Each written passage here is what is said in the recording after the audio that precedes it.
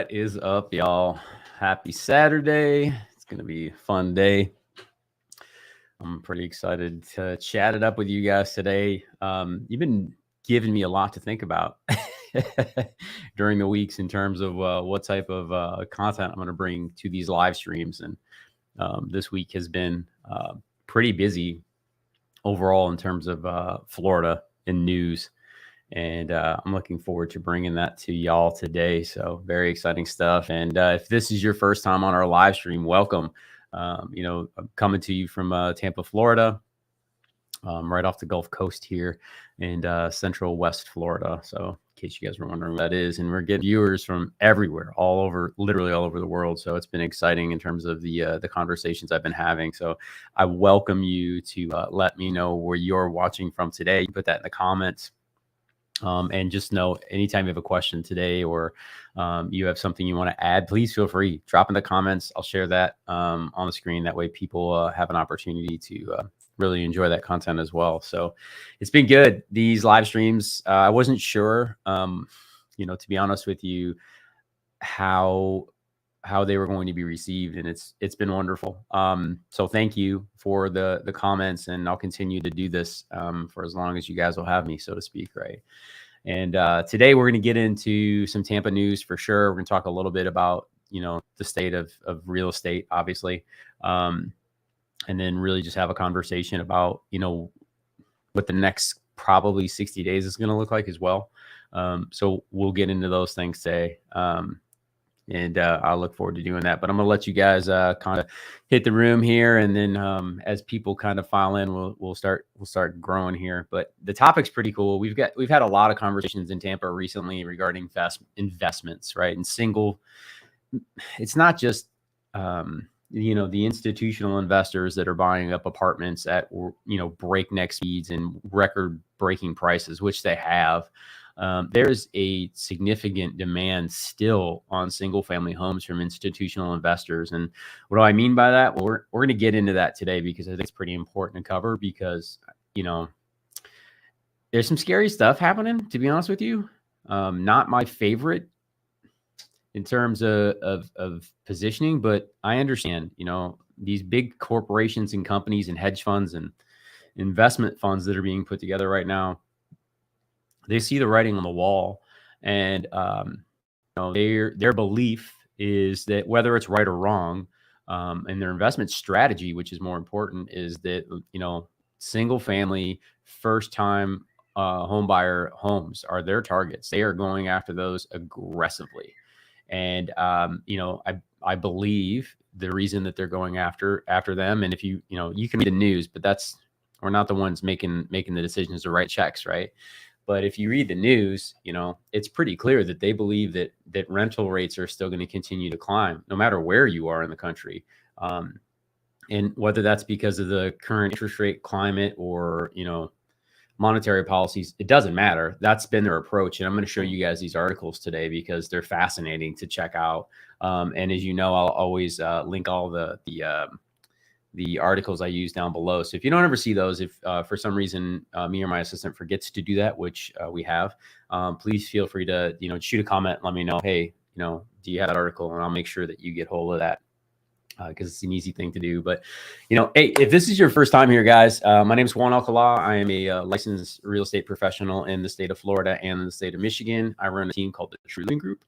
We help people just like you buy, sell, relocate, and invest in the Tampa Bay area and in Metro Detroit. And, if this is your first time, I'll welcome you. Please let us know where you're watching from. Feel free to put a comment in. I'd love to know where you're watching from. Also, again, any mistakes that I make, please feel free to call them out. My intent here is to never talk at people or pretend like I've got it all figured out. But what I appreciate and what I love doing is sharing what it is that I'm learning about my city, what's going on in my city, and how it can benefit you. So if you're one of those people who's making that move, just know that you can get hold of us, right? So my contact information is in the bottom of every single YouTube video we ever produce. You have access to me directly. There's a link to my calendar as well, where you can literally schedule a time to jump on a Zoom call and we can chop it up. So I just wanted to make sure that you guys are aware of that. But I want to get into this regarding, what's going on with single family homes and investors, because, you know, everybody's really anxious and nervous right now with, you know, interest rates and recession and these big words that are being thrown around. And it's fair. You know, it definitely is not something that we should be taking lightly, because it's impacting all of us, right? Like, you know, I shudder sometimes when I hear my peers say, well, yeah, this is nothing compared to 1984. But you got to remember, guys, like, we're not in 1984 anymore, right? We're in 2002. And the people today, most of them who are in that, you know, new, you know, up and coming home buyer phase, or the millennials that are coming into their prime, a lot of them weren't even alive when this was happening. So like, we got to put it in context, and we got to really make it tangible and tactical for today, right? So, you know, when we start looking at what's happening and the challenges we're facing, you know, these are the things we want to be mindful of. But understand, there's always opportunity. That's the thing I want to reaffirm everyone. Whenever you pop into these live streams, sometimes I'm like right in the middle of like talking about something that appears pretty negative, but if you miss the entire context for it, you may not see that there's a bigger picture behind it. So I encourage you to go rewatch. And like I said, anything that I don't, you know, report correctly, or if I've got my mind not in a square space, don't hesitate, man. I'm not too proud to have conversations with people. That's how we get better. And sometimes opposing viewpoints are the best for learning. So I welcome and encourage you guys if you're doing that. But again, hey, let us know where you're watching from. Love the interaction. Last week was crazy. You guys had so many questions, and I realized I went pretty deep on numbers, but we're going to do that today as well, and get into some pretty interesting topics, I think. So I'm going to get right into this stuff with y'all. So bear with me. Let me pull up this screen. And while I do this, how was your week? That's what I would love to know, because it was pretty darn hectic for me, but in a good way, not in a bad way at all. I don't want to pop this up. All right. So this is the article that I was fascinated by, and we're watching these numbers. And what I mean by that is, like, I'm looking at numbers every single day in my market, right? How many houses have, you know, been listed? How many went sold? How many had price decreases pending? All those things. And what we've really been keeping an eye on over the last 18 months is, you know, these cash buyers, the institutional buyers in the state of Florida in particular. And, you know, if we go back all the way to 2020, you know, all the way back to 2020, we had a record number of second home purchases in the state of Florida. And this is right when the government decided that they were going to start printing money. And I think the correlation is pretty obvious, because, you know, if you have a pile of cash and, you know, the government says they're going to print a bunch of money, what they're telling you is they're devaluing what you've saved. So, you know, hedge against inflation has always been real estate. That's why people tend to go that direction. And I think that's where we saw that big jump. And in 2020, second home ownership in the state of Florida doubled. That's incredible. Like, when you really think about that, how many people already owned a second home in Florida, and that number doubled, that is astronomical. So, but and that's fine. That's, a married person or a single, whoever this is somebody who, you know, maybe this is their retirement home, maybe this is their forever home, whatever it was. That's not abnormal in Florida. But what started happening that was strange was the corporations that were coming in and buying these homes. And it wasn't just small mom and pop investors, you know, the single LLC for a particular home, right? You started to see these companies put together these funds. And we're going to talk about this today. These companies started to put together these funds so they could go out and acquire single family homes. And they were doing this a year and a half ago. And it's really kind of only come to light in the last 6 months, where they've gained such a market share. And it's not an overwhelming, I mean, honestly, we're probably talking somewhere between 8 and 10%. I don't have the final numbers. I don't know when we'll get those. We're always looking, but, you know, they've gobbled up a pretty significant portion of inventory. But the thing that I want to be mindful of here is what type of inventory they're gobbling up. Because it's one thing to say, okay, institutional buyers are coming in and they're purchasing, you know, homes. Okay, great. Well, are they building luxury homes, which is, you know, a small percentage of the United States? Are they buying that mid-level home, the step-up home, or are they buying first-time home buyers' homes? And this is where I wanted to get into today, because when you start looking at where investors are active, and then we're going to talk about what type of investments, because the word investor is a very wide berth, right? Again, it can be a mom and pop, single LLC, or it can be Goldman Sachs, which we've talked about that before. So, when you look at these things, who is buying these homes? And you can see 25 markets where investors are really active, ranked based upon the total shares of home purchases and by investors in Q1 among the 40 largest cities in the United States. Now, I want to get into this in particular because what we've seen is a decline in that number in Tampa specifically from those investors purchasing that property, but it's a huge increase from what they were doing in 2021. So it looks like they, for whatever reason, they backed off a little bit in quarter 1, but when you compare it to 2021, the numbers are significantly higher. So, here it is. In Tampa Bay, investors bought more total homes last quarter than they did in the first quarter of 2021. The share of sold homes that they bought by investors was almost 25%. And this number has been super consistent. For the last 18 months, this number has been very consistent, but that's not what I wanted to point out here in this article and what I wanted to bring to you, because whether you're watching this because you're interested in moving to Tampa, Florida, or you're watching this because you're in a different market and you're just interested in, what's happening in real estate, this is the thing I want to make of this right here, where it says investors purchased over $1 billion worth of Tampa homes in the first quarter of 2022 for the median sales price of $307,000. That is scary to me. It's not the volume of homes, which obviously the more homes they buy, the more challenging it's going to be for home buyers. But why that number is scary, because that $307,000 price point doesn't even exist anymore in Tampa. Now, what do I mean by that? It's still there, but that is one of the lowest inventory piles we have in all of real estate in the United States.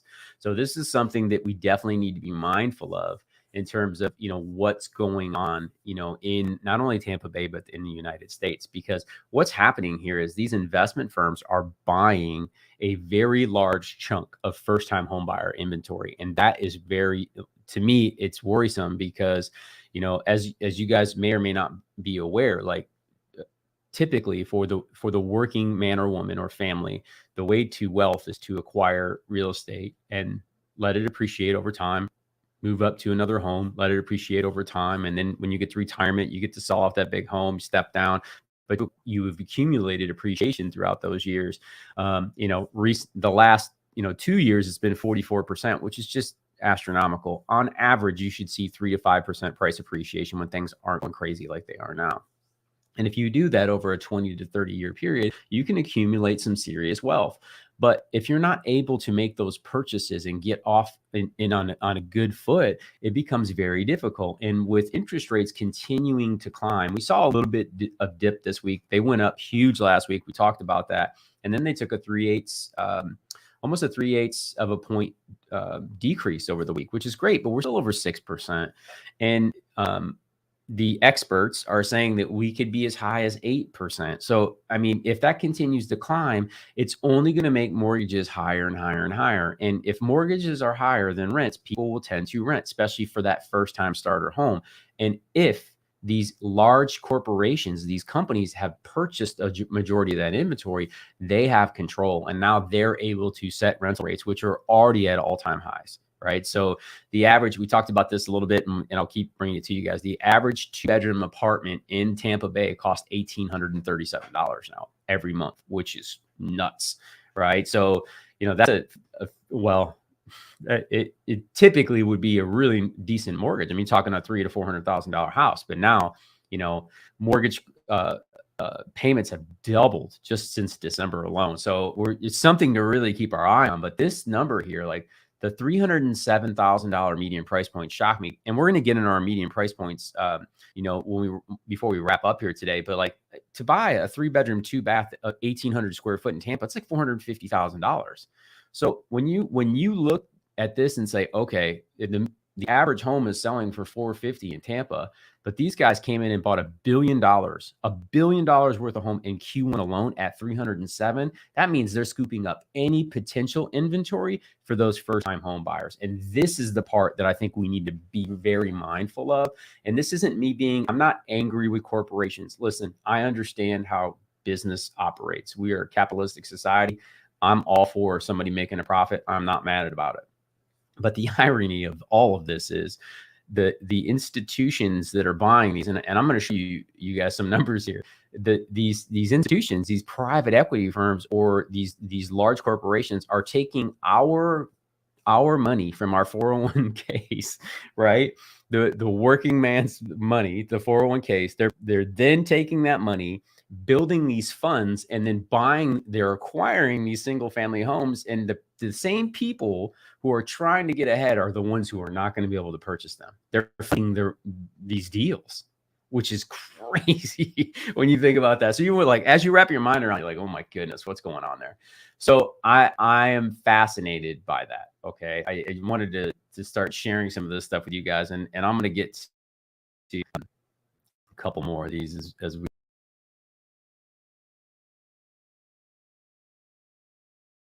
going on.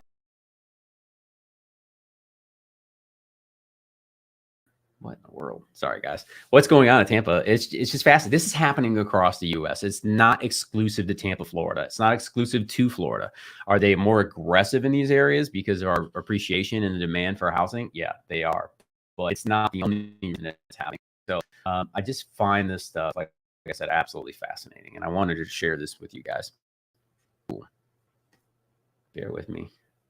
So what happens is with the live streams, just so you guys know, is it just absolutely crushes the the internet. So, and I don't know if you've ever been on a blog site.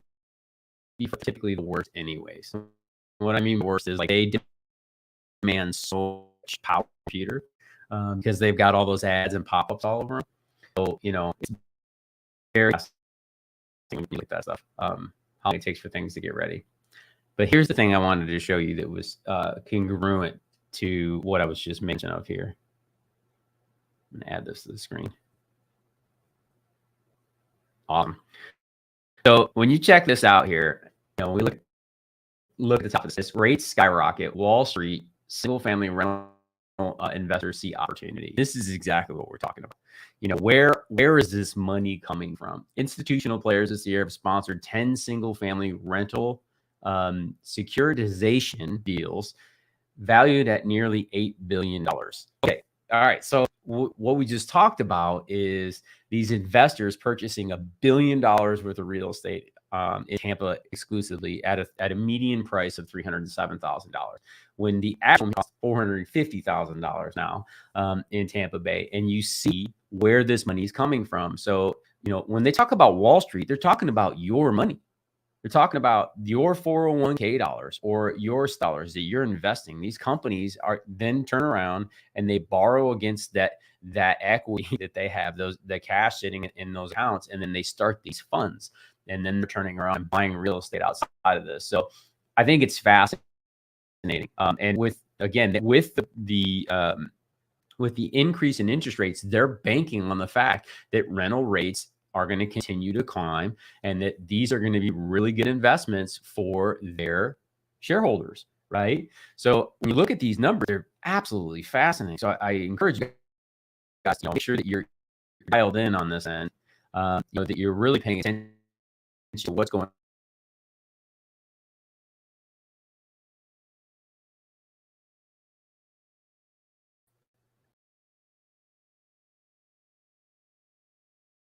Useful in terms of how we go about operating in our market, and keep an eye on what's going on there. We're going to get into our numbers particular here in Tampa, but what I wanted to show you is like how strong the investor sentiment is in it, and we're talking about private equity as well. The industry as a whole is booming. All right, pull up this other article here.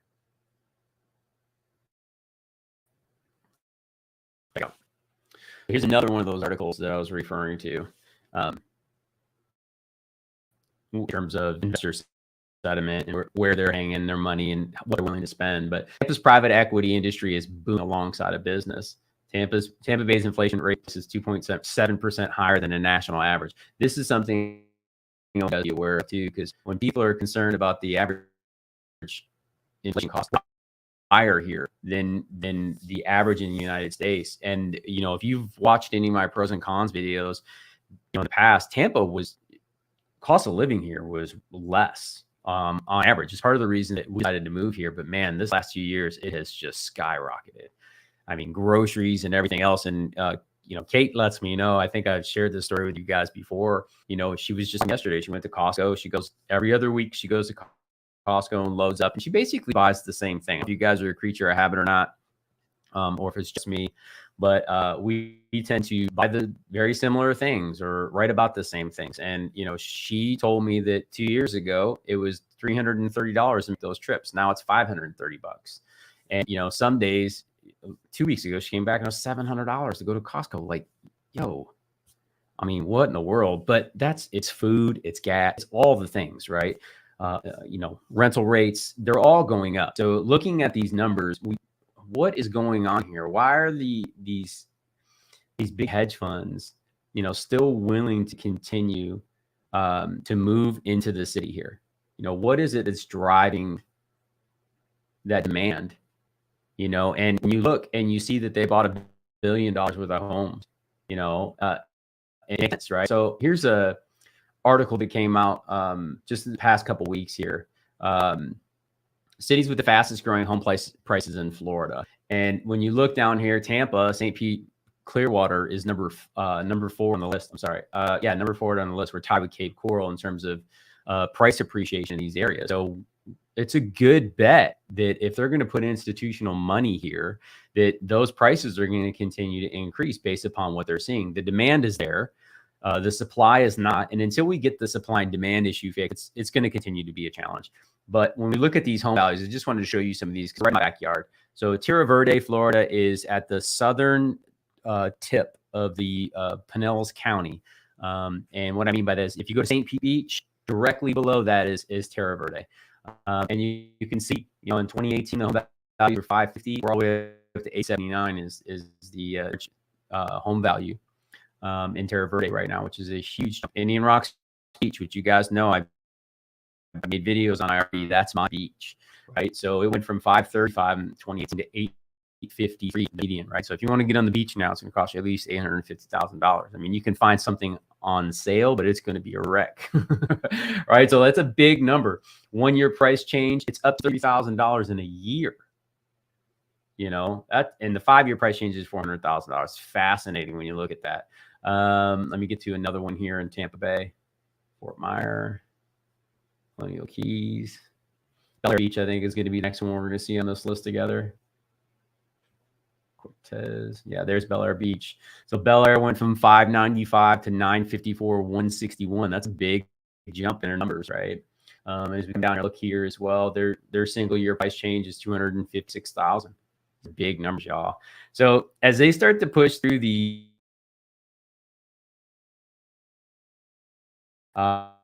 you just start looking at this going, wow, where's this thing headed? Are we headed for that direction? And that's the thing that, I love to come in here and talk about with you guys, just to try to get our heads on straight, because we don't know where the market's going for sure. We have ideas. We're constantly looking at the data going, okay, where do we think this thing is headed next? Right? Where do I believe this is going to end up, and is it worth continuing to invest? And as you guys know, again, I've said this before, I'm a licensed real estate professional in Florida. Do I bias towards real estate? Yes, but here's what I also have a bias towards: data. For me, I don't speculate with my money when it comes to real estate. All right. It's a very small portion that I'd be willing to do that with. I'm looking at numbers. I'm looking at data. I'm trying to stay ahead of the curve. That way I can make qualified decisions about, my family's future when it comes to real estate in this, in Tampa Bay area. So I want to make sure that I'm dialed in, and I'm always looking at those numbers with you guys. Because it's super important, y'all. So, and use this type of approach when you're looking at your market, wherever you are. I don't care where you guys are watching from. This is applicable to you. Even though we're talking about Tampa, Florida, this is definitely still applicable to you. And another thing that I want to keep our eye on here, because I think it's interesting, and is the fact that we've got a pretty big spike in adjustable rate mortgage applications. It's not just in Tampa Bay. This is around the country. But you got to keep your eye on data, right? When you hear that, you're like, oh my goodness, things are jumping. People are getting crazy. They're making poor decisions again. But that's not the case. You need to look at what type of adjustable rate mortgage that is. Is it an adjustable rate mortgage that doesn't have a cap? Did you know that you can get an adjustable rate mortgage with a cap? Yeah, you can. So that is not the same as, hey, adjustable rate mortgage, we qualified somebody with, just based upon their income. Now they don't have their job. All the things we saw in 2008, this is not. Right. But when you start to see these numbers, you really start to, do I need to pay attention? And I think the answer to that is yes. If we're seeing people start to grab these adjustable rate mortgages, and we know that they're going to increase, or at least we got a pretty good idea that they're going to continue to increase, we need to be mindful of it. Right. So adjustable rate mortgage hit a 14-year high of 11% of the total mortgage applications. And that's, typically that 5-1 ARM is what you're seeing there. So check this article out. Like I said, I'll link it down below. I think it's useful. Am I fearful of this? No. People, listen, when you're borrowing money for a home, how you borrow the money is not necessarily relevant, right? Can you get it? Are you getting yourself in a position where you can refinance? Do we think that interest rates are going to continue to be 8% for the next 5 years? And history does not prove that that's the case. Okay. Am I speculating when I say that out loud? Yeah, to some degree I am. But when I look at historical charts, interest rates tend to not stay that high.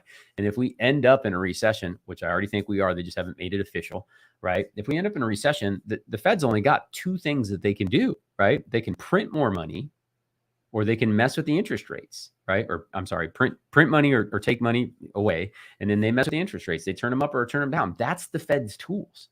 And if we get into a recession because they got hyper aggressive trying to knock down inflation, the only way to kickstart that thing back up is to print more money or to lower interest rates. And if they print more money, it's going to make real estate values continue to increase. It's a hedge against inflation. It's a real asset. It's going to increase. That's what it does. Go back and look at history. So that's a good bet over time. Okay. Do I think that we're in need of a correction? Yeah, but I don't know what that's going to look like. I don't think anybody does. Is it correction 3%? Is it correction a flattening? That's the thing that we're just not aware of that yet, right? We don't know where that's going to be, but I think that that's fascinating to know that adjustable rate mortgage applications are up. People are looking at different ways to skin this cat. I have a client who just bought a home down in Lakewood Ranch, Florida, and very well qualified client, did really well on the sale of his home, and he decided he was going to take an adjustable rate ARM because he's seen this before. He believes that's going to be the case, and he got a cap. So he's not fearful of his cap. He's like, okay, this is within my range. And the bank's also willing to loan him based upon within his range. So I think that that's a good thing to make note of here. And now I want to start digging into some numbers. What I want to do for the first time with you guys is I'm going to show you numbers in Tampa. And then I'm also going to show you numbers in Michigan, because like I said, I sell in 2 markets. And what I want to show you is what's happening here. Let me see if I can get in a little bit closer and hope you guys can see this. Are looking at charts on the left-hand side here, where it says Market Watch in the left-hand corner. Hopefully you guys can see that. Okay. Let me know you guys can see that. Love to know that in the comments. Also, let me know where you're watching from. I love finding out where you guys are watching. That's always a blast to me. Conversations are great. But here's what's happening in Tampa over the last 7 days. Okay. 1,731 new listings. Now, this is where we always start because we want to know where the inventory was. And up until March, almost April, there was only a few hundred listings per day. And that is like, we are still not anywhere near the supply that we need, but it's gone up dramatically since then. 1,731 listings is great. This is the first week that I've seen in the last 2 months where new listings finally outpaced pending sales. And what I mean by that is, for the amount of homes that were listed in the last 7 days, there were actually less pending sales, meaning accepted contracts during that time period. Now, when that happens, what happens is the inventory is starting to catch up. It's starting to gain. Okay. You're getting more inventory than homes that are going off the market, more coming on than are going off. And this is a point where we're finally starting to grow some inventory. So I wanted to share this with you guys to kind of be mindful of this, because is that an indicator that prices are coming down? No, it's not at all. But what it does say is that buyers got more options. And then when buyers have more options, these are where things tend to change. Okay. Now, what I want to show you is there was 1,313 price decreases. That number has 10x'd over the last 3 months. And it's because more listings are coming to the market. There is more options for these buyers. And what's happening is those make me move sellers, and I've alluded to this before. And what I mean by make me move, the make me move seller is the person who most likely saw their neighbors sell their home for top dollar in the last eight to 9 months. Okay. One of their neighbors, let's say they live in a $600,000 neighborhood. Their neighbors sold a home for $700,000. And that home was brand new kitchen, brand new flooring, brand new roof, brand new AC. It was a complete renovation, right? Probably had a pool, just a beautiful home. It sold for $100,000 over the median. Well, Jim and John Smith, or I'm sorry, Jim and Sally Smith decided that, that they saw that price tag and they're like, man, if I can get $700,000 for my home, I'm doing it, right? So they list their home for $700,000. Well, Jim and Sally Smith don't have a pool. They haven't renovated their home in the last 15 to 20 years. It's probably older than that. The roof might have 10 years on it. And their, AC is probably, 20 years old. They put their home up for the exact same price that they saw their neighbors sell for. Okay. Hoping and praying that they're going to get that number. Well, now that there's all kinds of properties coming to the market, okay, much more inventory. It's not overwhelming, but there are way more options for that buyer. Those buyers are going, no, thank you. We don't want to take on your $100,000 project. Actually, your neighbors did a full renovation. We'll just pay them for it. And those neighbors are still seeing multiple offers, really aggressive buyers. Those things are still there. But what you're not seeing is somebody just lay down and take anything with the pulse anymore. And, I did a video on this week, but, if you're a seller in this current market, which we are in, and we are moving into very quickly here, you're going to have to do your chores. And what I mean by that is the days of selling a home with the pulse for multiple offers is coming to an end. If it's not stopped in your market, that is coming to a market near you soon. So be mindful of that. But what I want to do is I wanted to just break in here and show you guys these numbers as we always tend to do, and really dial into what's going on here. So let me pull these numbers. I know sometimes it takes a little bit longer when we do this live, but I want to show you what's going on over the last 30 days here in Tampa. And then we'll also dial into what's going on over there in Metro Detroit to give you some comparables, in terms of overall market conditions. I think this is fascinating. So we're going to do sold properties over the last 30 days. And we're going to do those together. Don't you guys have fun when we do this live? I like doing this because, people are always very skeptical about when other people bring them data, and I am too. Where'd it come from? Well, right now we're in the multiple listing service that every licensed real estate professional that is a member of the Greater Metropolitan Association of Realtors and Pinellas Realtor organizations has access to. Okay, and this is the data that is used nationally to show what's going on. So when Redfin pulls their data, when Zillow pulls their data, they're pulling it from our system so they can get a peek at it. But what we're looking at here is the greater Tampa Bay area. So Pinellas County, Pasco County, Hillsborough County. We're going to sold properties for the last 30 days. What we want to do, single family residence, townhomes, villas, condominium. Too many going on there. Let's try this again. Condos, single family townhome.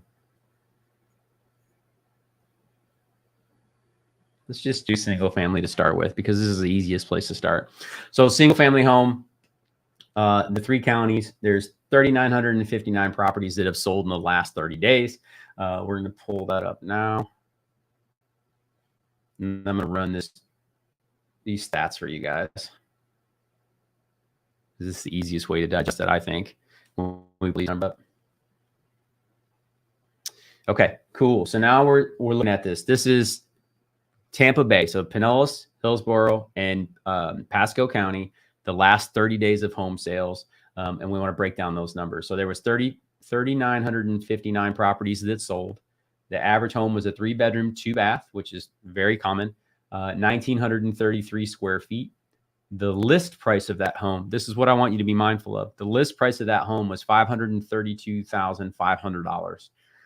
The average sales price of that home, which means what did it sell for, was $537,737, which means right, prices are still going up over the last 30 days.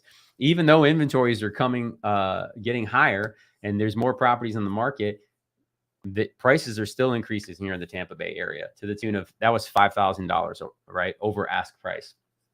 So we're still selling at 101% of asking price or listing price. Now, the average days on market, how quickly are these properties turning? We looked at this last month. We had a little bit of a dip. It went to 14 days. It went to 2 weeks. But as you can see, the last 30 days, these homes sold in an average of 12 days. Okay. That means from the time it was listed to the time it accepted a contract, it took 12 days. So that number is staggering to me. Look at that. Now let's look at pending, because this is more of where we're going. Remember, sales are what happened about 60 to 45 days ago. I'm sorry, 60 to 30 days ago. And when we look at, we take a stack and we look at the pending sales, that tells us a little more where we currently are and where we're headed.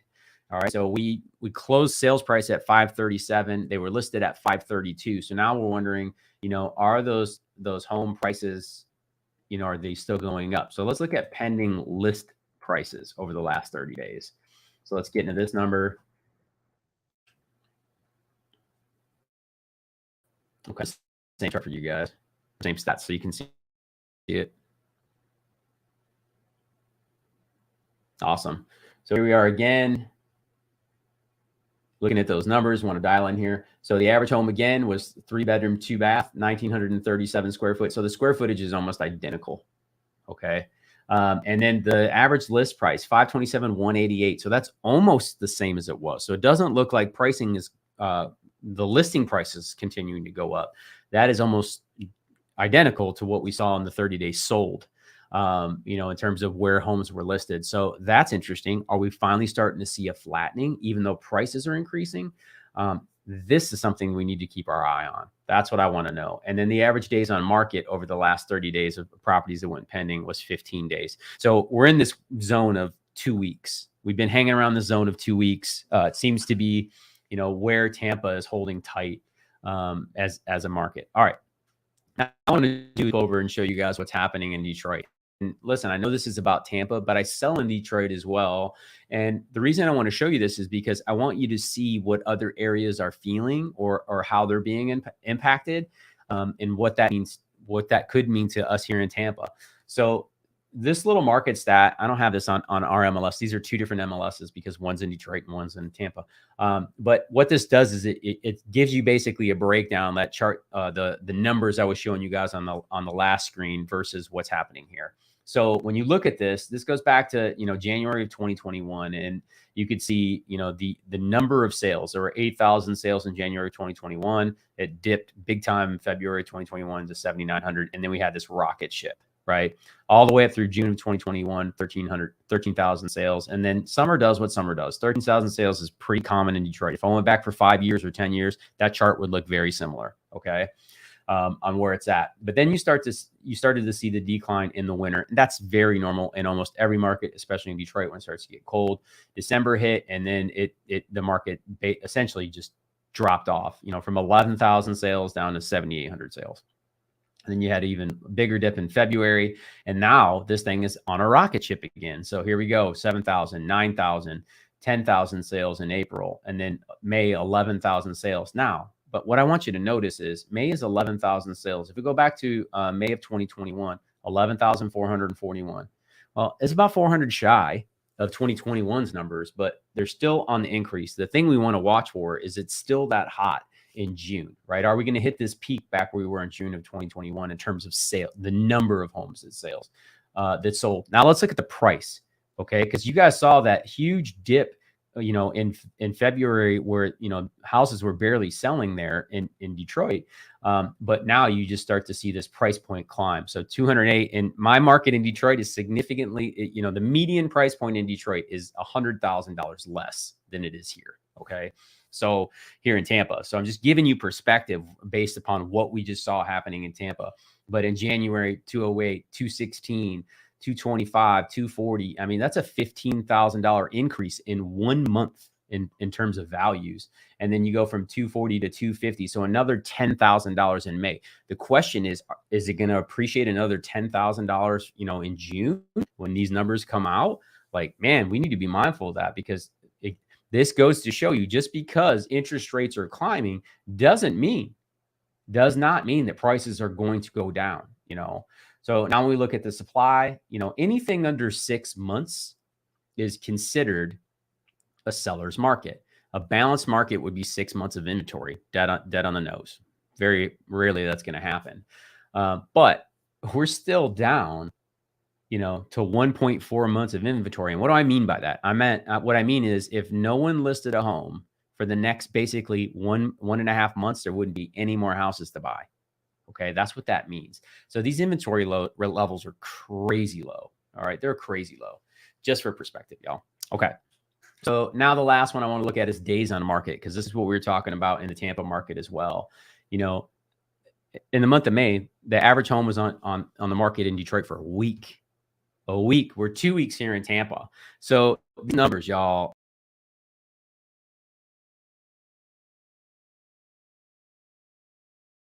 because it's valuable. It gives us perspective on the things that may influence our real estate values, outside of the fact that, it's just I can show you the sold versus pendings, but that's not the whole story. We need to look at everything, everything as a whole, and say, okay, what's going on with our home values? What's going on if I'm going to invest money? Is real estate a good place to sink my money right now with interest rates at 8% and uncertainty in the job market? Like, is this a good bet? So my goal with these live streams is, to bring you guys up to speed on what's happening with Tampa. Like I said, clearly the investors are along on Tampa. We've got a ton of institutional money. They're buying apartment complexes at record prices. They are buying single family homes at record paces. They're investing in infrastructure here in Tampa. Our tech business is absolutely booming. There are more companies coming here because they love the environment, the business environment, not just the weather, which is incredible. But I love bringing you guys these live streams. Please let me know where you're watching from, what areas you're interested in. We make all kinds of videos. We make videos that are all things Tampa Bay. So if you've never been to the channel, please check that out. There's videos on every beach community, all the growing suburbs. I cover it all. It's one of my funnest things that I get to do in all of real estate. And I absolutely love it. My name is Juan Alcala. I am a licensed real estate professional and a team leader here with the True Living Group in Tampa, Florida. And if you're considering making that move, investing, relocating, or selling in the Tampa Bay area, just know that my team's got your back. All of my contact information is listed down below. I'd love to have a conversation about what that would look like to you. And until next time, go out and live that Tampa life, y'all.